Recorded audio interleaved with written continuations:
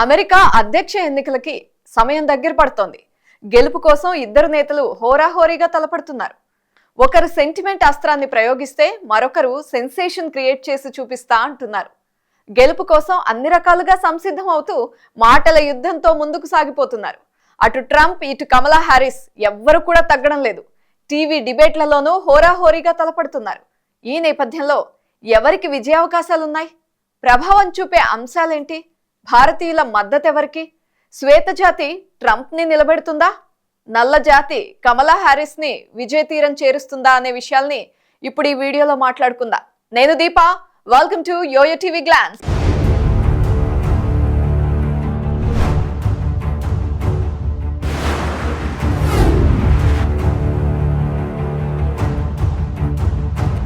America అధ్యక్ష ఎన్నికల్లో Trump, కమలా Harris ఇద్దరు గెలుపు కోసం తీవ్రంగా పోరాడుతున్నారు. బైడెన్ పై గెలుపు నల్లేరు మీద నడకే అవుతుందని మొదట ట్రంప్ ధీమాగా ఉన్నారు.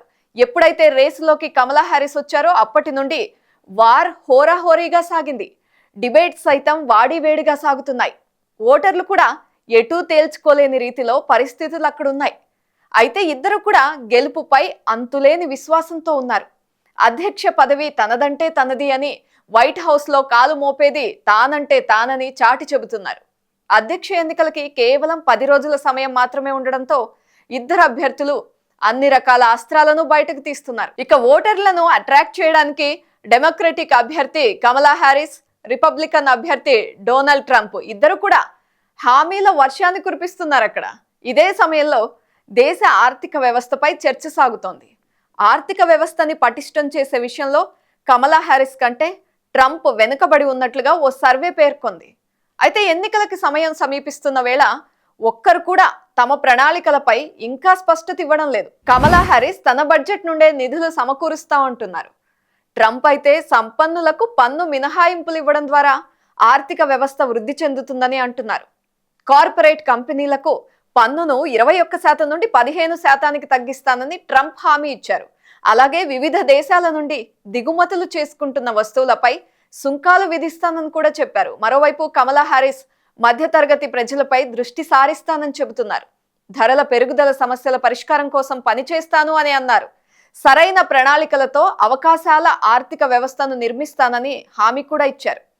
సంపన్నులపై ఎక్కువ పన్నులు విధించడం ద్వారా మధ్యతరగతి ప్రజలకు నిధులు సమకూరి మరిన్ని ప్రయోజనాలు లభిస్తాయని ప్రచారం చేస్తున్నారు. ఇలా ఇద్దరు కూడా భిన్నంగా ఆలోచిస్తూ ప్రచారం చేస్తున్నారు. దీనివల్ల ఆయా వర్గాల మద్దతు అలాగే ఉంటుంది. దీనిని బట్టి మధ్యతరగతి ఎక్కువ కనుక సహజంగానే కమలా హ్యారిస్కే ఎక్కువ మంది ఆర్థిక వ్యవస్థ విషయంలో మద్దతుగా ఉన్నారు. ఇక నల్లజాతి ఓటర్లలో 3/4 మంది కమలా హ్యారిస్ కు సానుకూలంగా ఉన్నట్లుగా తెలుస్తోంది. అంతేకాదు అమెరికా మహిళా ఓటర్లు కమలా హ్యారిస్ నే ఎక్కువ మంది నమ్ముతున్నట్లుగా తెలుస్తోంది. ఎక్కువ మంది ఓటర్లు ఎకానమీనే ప్రధాన సమస్యగా పరిగణిస్తున్నారు అక్కడ. ఇది కమలా హ్యారిస్ కి కలిసి రావచ్చు. ఇక స్వింగ్ స్టేట్స్ లో అధికారం ఎవరిదనేది గెలుపుకి కీలకం. మొత్తం 50 రాష్ట్రాల్లో Arizona, Michigan, Georgia, Nevada, Pennsylvania, North Carolina, Wisconsin ఇలాంటి రాష్ట్రాలని స్వింగ్ రాష్ట్రాలు అంటారు. గత ఎన్నికల్లో డెమోక్రాట్ల విజయంలో అరిజోనా కీలక పాత్ర పోషించింది. రిపబ్లికన్ పార్టీ కంచుకోట అయిన అరిజోనా గత ఎన్నికల్లో బైడెన్ వైపే మొగ్గు చూపించింది. దీంతో ఈ ఎన్నికల్లో మరోసారి డెమోక్రాట్ల వైపు ఈ స్టేట్ ఉంటుందా లేదా రిపబ్లికన్లకు మద్దతిస్తుందా అనేది కీలకంగా మారింది. అరిజోనాలో వలసలు ప్రధాన సమస్యగా ఉంది.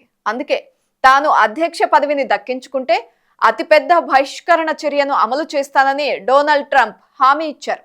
అలాగే మరో కీలక సమస్య అయిన అబార్షన్లపై నిషేధాన్ని పునరుద్ధరిస్తామని రిపబ్లికన్ పార్టీ పేర్కొంది. అయితే ఈ అంశాలన్నీ ఓటర్లను ఎంతవరకు ప్రభావితం చూపిస్తాయి అనేది అక్కడ ఆధిక్యంలో కీలకం.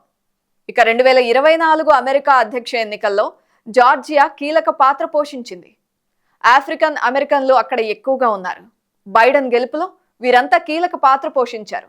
అయితే నల్లజాతి ఓటర్లు డెమోక్రటిక్ పార్టీకి ఈసారి ఎలాంటి మద్దతు ఇస్తారు అనేది కమలా హ్యారిస్ కి కీలకం. అమెరికా అధ్యక్ష ఎన్నికల్లో మిచిగన్ కూడా కీలకం. మిచిగాన్లో ఎక్కువగా అరబ్ అమెరికన్లు ఉంటారు. ఇజ్రాయెల్ కు బైడెన్ మద్దతు ఇవ్వడంపై వారి నుండి వ్యతిరేకత వ్యక్తమవుతోంది. గాజాలో యుద్ధాన్ని ఆపాలని ఇజ్రాయెల్ను ట్రంప్ కోరారు. దీంతో అక్కడి ఓటర్లు ఎలా స్పందిస్తారనేది కూడా ఇంట్రెస్టింగ్ గా మారింది. మరో కీలక రాష్ట్రం నెవాడాలో నిరుద్యోగ రేట్ ఎక్కువగా ఉంది. నెవాడా ఓటర్లను ఆకట్టుకునేందుకు తక్కువ పన్నులు వంటి వాగ్దానాలను ట్రంప్ చేస్తున్నారు. మరో కీలక రాష్ట్రం నార్త్ కరోలినాని ట్రంప్ ప్రతిష్టాత్మకంగా తీసుకున్నారు. ఇక డెమోక్రట్లు కూడా నార్త్ కరోలినాలో పట్టు సాధించేందుకు తీవ్రంగా ప్రయత్నిస్తున్నారు. ఇంకొక కీలక రాష్ట్రం పెన్సిల్వేనియా. మరి ఇక్కడి పరిస్థితులను ఉపయోగించుకుని లబ్ధి పొందాలని డొనాల్డ్ ట్రంప్ ప్రయత్నిస్తున్నారు.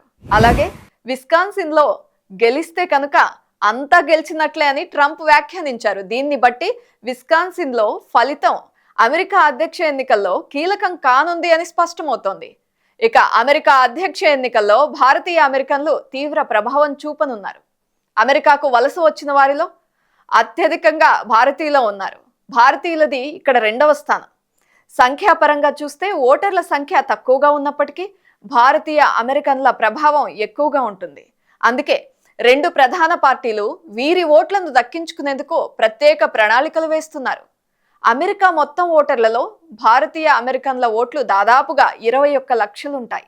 అందుకే 2 ప్రధాన పార్టీలైన డెమోక్రటిక్, రిపబ్లికన్ పార్టీలు భారతీయ అమెరికన్లను విస్మరించే పరిస్థితి అక్కడ లేదు. మరి ఈసారి ఎన్నికల్లో పోటీ చేస్తున్న డెమోక్రటిక్ అభ్యర్థి కమలా హారిస్ కూడా భారతీయ మూలాలు ఉన్న వ్యక్తి కావడంతో భారతీయ అమెరికన్ల మద్దతు ఎవరికి అనేది కూడా ఇంట్రెస్టింగ్ గా మారింది. ముఖ్యంగా స్వింగ్ రాష్ట్రాల్లో కమలా హారిస్, డొనాల్డ్ ట్రంప్ విజయావకాశాలపై ఇండియన్ ఓటర్లు ప్రభావితం చేసే అవకాశం ఉంది.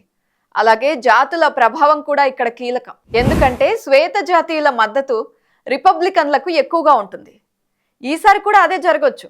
మెక్సికో, క్యూబా నుండి వచ్చి స్థిరపడ్డ వారిని హిస్సానియన్లు అంటారు. ఈ హిస్సానియన్లు గెలుపు ఓటముల్ని నిర్దేశించే స్థాయిలో ఉన్నారు. వీరు డెమోక్రట్లకు మద్దతిస్తూ ఉంటారు.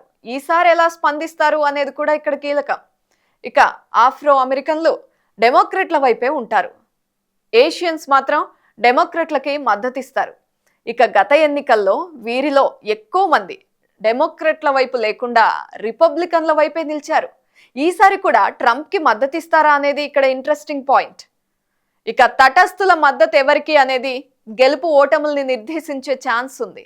అయితే ఇప్పటి వరకు అన్ని ప్రధాన జాతీయ, ప్రాంతీయ పోల్ సంస్థల లెక్కలు చూస్తే హోరాహోరీగా పోరు జరగడం ఖాయమని తేలిపోయింది.